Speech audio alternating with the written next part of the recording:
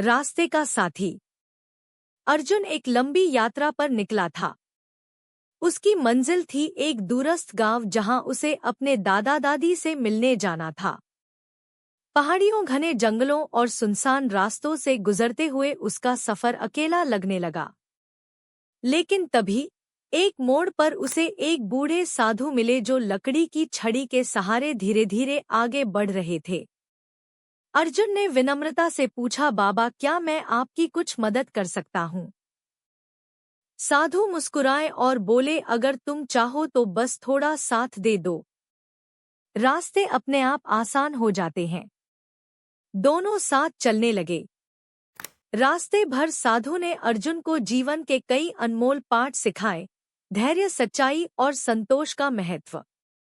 उन्होंने बताया कि यात्रा का असली आनंद मंजिल तक पहुंचने में नहीं, बल्कि रास्ते में मिलने वाले अनुभवों में छुपा होता है। जंगल के एक घने हिस्से में जब अर्जुन का पैर फिसला तो साधु ने तुरंत उसका हाथ पकड़ लिया। उस पल अर्जुन को एहसास हुआ कि यह सिर्फ एक संयोग नहीं था, बल्कि जिंदगी का एक महत्वपूर्ण सबक था। कभी-कभी रास्ते में मिलने वाले अजनबी ही हमारे सबसे बड़े साथी बन जाते हैं। गांव के करीब पहुंचते ही साधु ने मुस्कुराते हुए कहा, अब तुम्हारा सफर तुम्हारी मंजिल तक जारी रहेगा।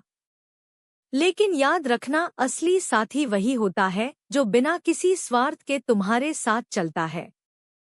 अर्जुन जब गांव पहुंचा तो उसका मन पहले से अधिक शांत और समृद्ध महसूस हुआ।